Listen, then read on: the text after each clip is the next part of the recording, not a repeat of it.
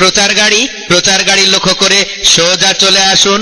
ভাঙা চূড়ার বদলে নিয়ে যান মুখরোচক কুলের আচার, সোন পাপড়ি, টিন ভাঙা, লোহা ভাঙা, হাল ভাঙা, ফাল ভাঙা, মেশিনের পিস্টন ভাঙা, মেশিনের ফিতা ছেঁড়া, তিরপল ছেঁড়া, বই ছেঁড়া, খাতা ছেঁড়া, কার্টুন ছেঁড়া, পিতল ভাঙা, কাঁসা ভাঙা, প্লাস্টিকের জগ ভাঙা। কই ঠিকই কুনাল বাবু, এটা যদি দেখতে দেখতে পাও আর কি, দেখা টাকার পর আবার রাগ ডাক গরনি যেন। কানের গোড়ায় দুটো দিলে একদম ঠিক হয়ে যাবে।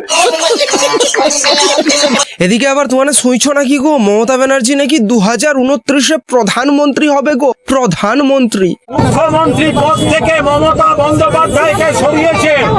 আমরা সকলে শপথ নিচ্ছি 31-এ তো তৃণমূল ফিরবে, তার আগে 29 সালে দিল্লিতে বিকল্প সরকারের প্রধানমন্ত্রী হিসেবে বাংলা থেকে মমতা বন্দ্যোপাধ্যায় লাল কেল্লায় আমাদের দেশের জাতীয় পতাকা তুলবে। ও বাবা, এটা শোনার পর তো বিজেপির সকল থরথর করে কাঁপে।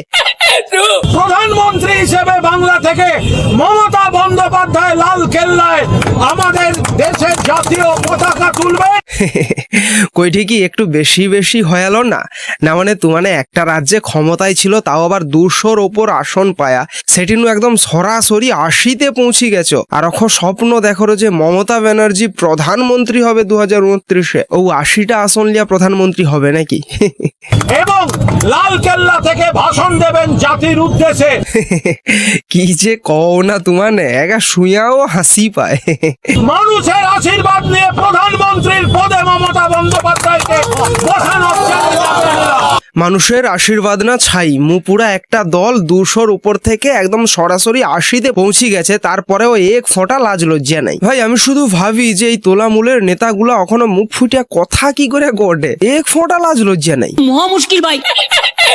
ও বলছে ও কোনো কাজই পায় না বিজেপি বলে এবং মুখ খোলে বলে, এবং ওকে প্রায় বাড়ি বিক্রি করে দিতে হবে এরকম একটা অবস্থা। তুমি কি জানো? দেখো, রুদ্রনীলের ব্যাপারটা আলাদা গৌতম দা, কারণ অনেক ঘাটের জল খাবো, অনেক দিক থেকে সুবিধা, সব দিক থেকে করতে গেলে মুশকিল হয় জিনিসটা। হ্যাঁ, তো করতাম ডিওয়াইএফআই, হয়ে গেলাম তৃণমূল কংগ্রেস, তখন তাদের সঙ্গে ওঠা বসা, সেই সূত্রে পদ পাওয়া, হ্যাঁ, লালবাতি হওয়া, সেখানে আবার কোনো ঘটনা, সেটা কি ঘটনা আমি জানতে চাই না, সেখান থেকে আবার হয়ে যাওয়া বিজেপি, এত কিছু করলে না মানে একটা আমি ওই প্রসঙ্গে যাব না। ভেরি অনেস্টলি আমি রুদ্রনীলের সঙ্গে নিজের তুলনাটায় ঢুকতে চাই না, কারণ it's a question of credibility. আমার মনে হয় না আমি রুদ্রনীলের সঙ্গে এক সঙ্গে ক্রেডিবিলিটি ওয়াইজ উচ্চারিত হতে চাই না। পাল্টিবাজ পরম ব্রত ভাই, এনে প্রথম থেকেই একদম পরম ভাবেই ব্রত লিয়া রাখছে যে পাল্টিবাজি করবে। এখন যে স্পিচটা শোনাইলি না, এটা হচ্ছে 2026-এর ভোটের রেজাল্টের আগের স্পিচ। তখন রুদ্রনীল ঘোষের সম্পর্কে কি কইলো শুনতে পাইলো। এবার 2026-এর ভোটের পরে, রেজাল্টের পরে যখন বিজেপি জিতে যায়, তখন এর স্পিচটা শুনো। যে কথা বলছি সেটা প্রাথমিকভাবে আমার ধারণা যে আমি রুদ্র আর আমি 25 বছরের বন্ধু। রুদ্র আর আমার মধ্যে এই 25 বছরের বন্ধুত্বের মধ্যে যত না বেশি বন্ধুত্ব হয়েছে, তার থেকে বেশি মত পার্থক্য হয়েছে। সেই মত পার্থক্য কখনো আভ্যন্তরীণ নিজেদের মধ্যে হয়েছে, কখনো রাজনৈতিকও হয়েছে, কিন্তু আমরা এই বন্ধুত্বটার মধ্যে কখনো রাজনীতিটাকে আসতে দিই। Are you comedy me? ভাই দেখো, একদম একটা সত্যি কথা কইটি, এনে যদি এই গত 15 বছরে ফিল্ম ইন্ডাস্ট্রির মধ্যে রাজনীতিটাকে নাই ঢুকাইতো, তাহলে আমার বাংলা ফিল্ম ইন্ডাস্ট্রির শির দাঁড়াটা পুরা সজা রইতো আজকে। এবং যারা সত্যিকারের যোগ্য অ্যাক্টর, অ্যাক্ট্রেস, টেকনিশিয়ান, এরাও ঠিকঠাক কাজ পেত। কিন্তু সে জায়গায় কি হয়েছে জানে, চটিচাটা টেকনিশিয়ান, চটিচাটা অ্যাক্টর, অ্যাক্ট্রেস, তারাই কাজ করেছে এই গত 15 বছরে। আর এখন সকলক এক ধারণু পাল্টি মারেটে। 2011-র আগে আমরা অনেক আনন্দ নিয়ে কাজ করতাম, আমি স্বীকার করি। এত গিরগিটি যে আছে সেটাও সমাজের মধ্যে, এটাও মানুষ বোধহয় পরিষ্কার ভাবে এখন বুঝতে পারছে। আচ্ছা, আমরা সকলক যাই যে আমানকের মোটামুটি দুটা করে হাত আছে, একটা ডান হাত আর একটা বাম হাত।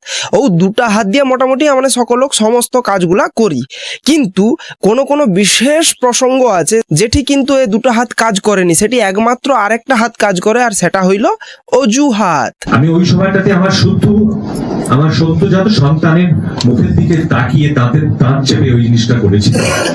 আমার কোনো উপায় ছিল না তাই। পরমব্রত চ্যাটার্জি ইনি বলছেন যে ইনি তার সদ্যজাত শিশু বা ছেলের মুখের দিকে তাকিয়ে এ সমস্ত কিছু করতে বাধ্য হয়েছেন। আচ্ছা, আপনার ছেলে বা সন্তান হয়েছে 2025 সালে, যতদূর সম্ভব যেটুকু আমি জানি। তো 2021 সালে টুইটারে টুইট করেছিলেন বিশ্ব অগ্রণী দিবস, যখন 2021 সালে টিএমসি জিতে যায়। কেন করেছিলেন? কার মুখের দিকে তাকিয়ে করেছিলেন? আর তার নিচে আবার অ্যাক্ট্রেস স্বস্তিকা, তিনিও বলছেন হা হা হা হা, হোক হোক। আচ্ছা, এ না হয়ে গেল, এরপর আসি 2024 সাল, যখন আরজিকর ঘটনা ঘটে, তখন কেন আপনাদেরকে প্রোটেস্ট করতে দেখা যায়নি? তখন কার মুখের দিকে তাকিয়ে আপনারা চুপ করেছিলেন?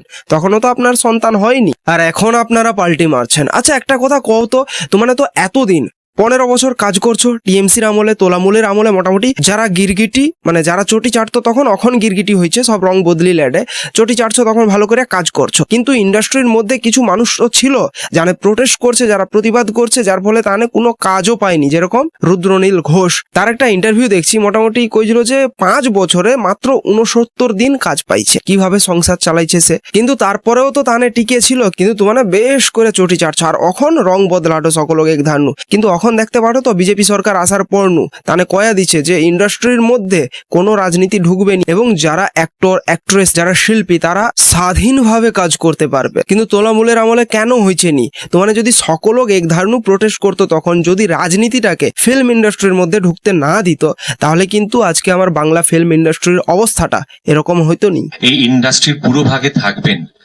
তাদের রুজি রুটি, তাদের প্রাথমিক পেশা যেন সিনেমা হয়, এটা সবার আগে হওয়া দরকার। শুধুমাত্র রাজনৈতিক কারণে যদি একটি সংগঠন তার মাথার উপর কাউকে বসিয়ে দেওয়া হয়, তাহলে আজকে আমরা যে পরিস্থিতিটা দেখছি সেই পরিস্থিতিটার সম্মুখীন হতে হবে।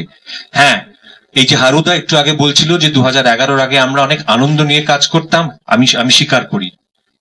তার কারণ এই পরিবেশটা আমাদের ফিরিয়ে আনতে হবে, যে পরিবেশে এখানে যারা আমরা আছি, কেউ এখানে জয় বাংলা বলবেন, কেউ জয় শ্রীরাম বলবেন, কেউ বন্দে মাতরম বলবেন, কেউ লাল সালাম বলবেন, সেটা ম্যাটার করার কথা না। ম্যাটার করার কথা যে আমরা এই ইন্ডাস্ট্রিটার বেটারমেন্টের জন্য, ভালোর জন্য একসঙ্গে কাজ করছি, সকলে একটা জিনিস তৈরি করছি যেটা শিল্পসম্মত একটা কাজ। ভাই এনে অখ এত বড় বড় বাতেলা মারে, এত বড় বড় কথা কটে। 2011 পরে এরকুনি একটা কথা কইছে, তখন কইবে কাইনু, কহার সাহস তো রওয়া দূরের কথা, সেরকম পরিস্থিতিও ছিল নি। আর এটানু পরিষ্কার বোঝা যায় যে বিজেপি আর টিএমসির মধ্যে পার্থক্যটা কি।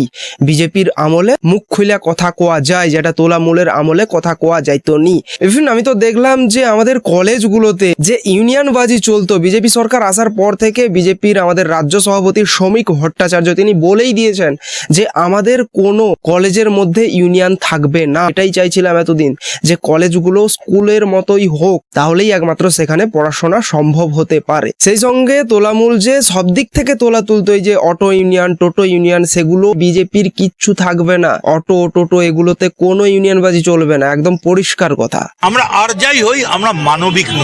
হ্যাঁ, সে আর কইতে, সে মানে যাই তু মানে আর যাই হোক, তু মানে মানবিক কোনোদিন ছিল নি। যাই হোক, আজকের ভিডিওটা এখানেই শেষ করছি। ভিডিওটা ভালো লাগলে অবশ্যই লাইক করো, কমেন্টস করো, শেয়ার করো, আর অবশ্যই চ্যানেলটাকে সাবস্ক্রাইব করে নিও। ভাই তোমরা প্রচুর কিটটানি করছো, চ্যানেলটাকে সাবস্ক্রাইব করছো না, করে নিও সাবস্ক্রাইব। দেখা হচ্ছে নেক্সট ভিডিওতে।